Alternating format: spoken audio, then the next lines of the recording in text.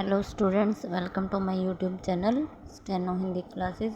तो स्टूडेंट्स, आज हम बात करने वाले हैं हिंदी अशुलिपि में चौथे अध्याय के बारे में, र ड ढ रेखाक्षर के नियम के बारे में।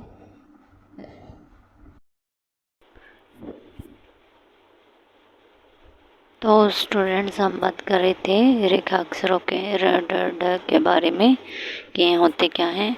र ड ढ रेखाक्षर को हम दो प्रकार से लिखा जाता है, एक अधोगामी तथा दूसरा ऊर्ध्वगामी।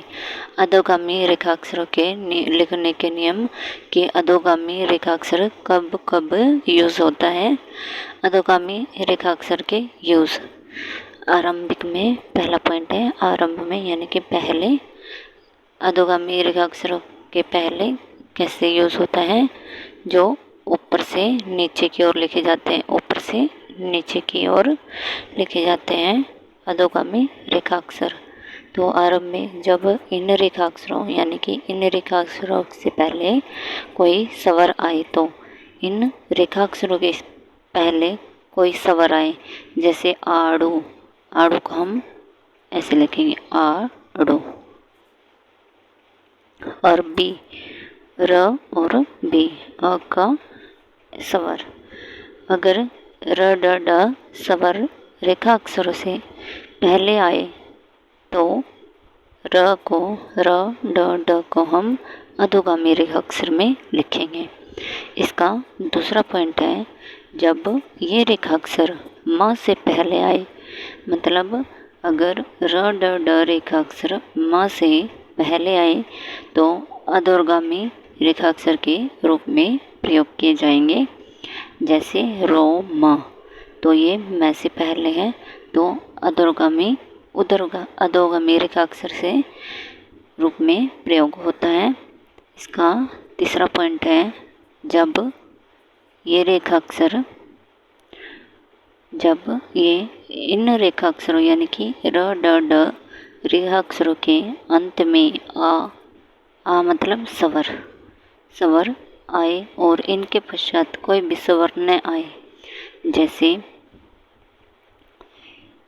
इन रेखाक्षरों के अंत में अस्वर की ध्वनि अस्वर की ध्वनि आए किंतु कोई स्वर न आए, तो इनको हम अधोगामी रेखाक्षर के रूप में प्रयोग करेंगे।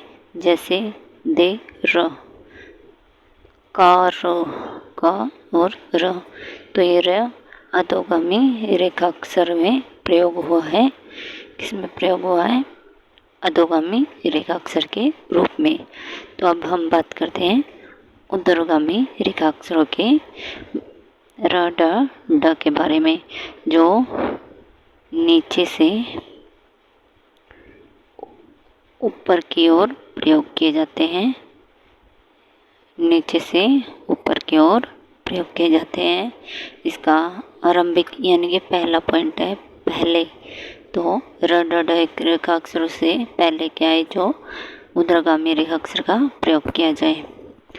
जब र ड ड के प्रारंभ में कोई स्वर ना हो, अधोगामी रेखाक्षर में कोई पहले स्वर हो, किंतु ऊर्ध्वगामी रेखाक्षरों में अगर इन रेखाक्षरों से पहले कोई स्वर ना हो तो ऊर्ध्वगामी रेखाक्षर के रूप में प्रयोग किया जाएगा। जैसे रंग, र और ग। राजी में र पहले यूज हुआ है और उसके बाद स्वर आया है, ना कि पहले। उसी तरह राखी, रोटी। इसका दूसरा पॉइंट है, जब र ड ड रेखाक्षरों के पहले कोई स्वर आ रहा हो और उसके तुरंत पश्चात त वर्ग, ट वर्ग, च वर्ग रेखाक्षर यानी कि अधोगामी रेखाक्षर यूज हो रहे हों, तो उसमें ऊर्ध्वगामी रेखाक्षर र ड ड का उपयोग किया जाएगा। जैसे आरती, इसमें क्या कहा था कि इन रेखाक्षरों से पूर्व कोई स्वर आ रहा हो, तो जैसे कि आरती, र से पहले आ का उपयोग किया गया है और उसके बाद अधोगामी रेखा अक्षरों का प्रयोग किया गया है, तो उसमें उदरगामी रे का प्रयोग किया जाएगा। जैसे अर्चना, अरोचक। इस प्रकार हम उदरगामी र ड ड रेखा अक्षरों का प्रयोग करेंगे। तो स्टूडेंट्स, अब हम बात करेंगे अंतिम यानी कि र ड ड रेखा अक्षरों के आखिर में आने के बारे में, आखिर में प्रयोग होने के बारे में।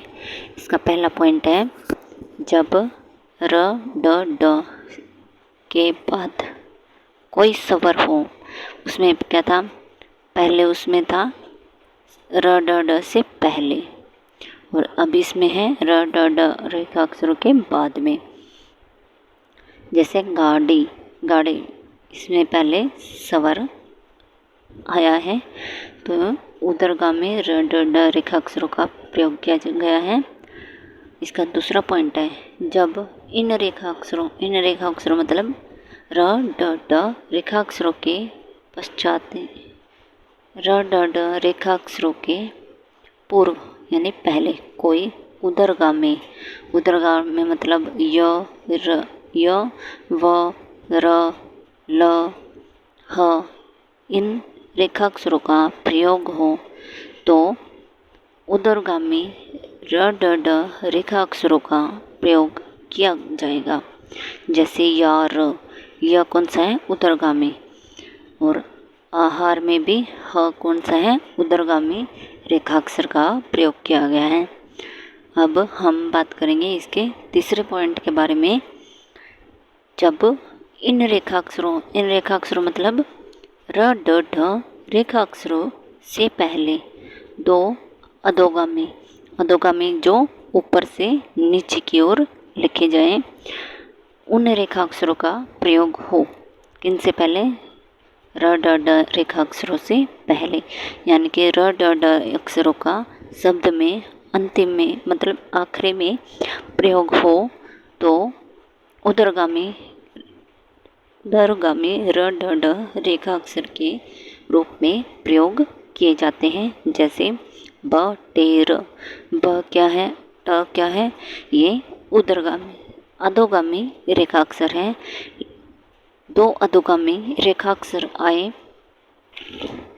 उसके बाद उदरगामी रेखाक्षर र का प्रयोग किया जाता है। जैसे प्रचार, प चार, प और च इसमें अधोगामी है। ये किससे पहले आए हैं, उदरगामी र ड ड रेखाक्षरों से पहले, तो इसमें उदरगामी र ड ड रेखाक्षर का प्रयोग किया जाता है। तो अब हम बात करेंगे लास्ट पॉइंट के बारे में। उदरगामी या अधोगामी रेखाक्षर र ड ड के लास्ट पॉइंट के बारे में। बीच में जब र मध्य में वर्णित हो, यानी कि शब्द के बीच में र ड ड सवर्णी अधोगामी, जब शब्द के मध्य में र ड ड रेखाक्षर वर्णित हो मतलब आ रहे हों, तो उदरगामी र ड ड का प्रयोग किया जाता है। जैसे अमरिका, इसमें र शब्द, र रेखाक्षर, उदरगामी रेखाक्षर का प्रयोग करेंगे, क्योंकि यह शब्द के मध्य में वर्णित हुआ है। जैसे पुरजा, पु र और जा, पूरिक, ये शब्द के मध्य में उपयोग हुआ है, तो उदरगामी रेखाक्षर र ड ड का प्रयोग किया जाता है। तो इसी के साथ हमारी वीडियो यहीं पर हम इस लेसन की समाप्ति करते हैं। अगर वीडियो अच्छी लगी तो लाइक, शेयर एंड कमेंट ज़रूर करना। तो अब हम नेक्स्ट वीडियो में बात करेंगे इसके अभ्यास के बारे में, रेखाक्षर र ड ड के अभ्यास के बारे में। मिलते हैं नेक्स्ट वीडियो में।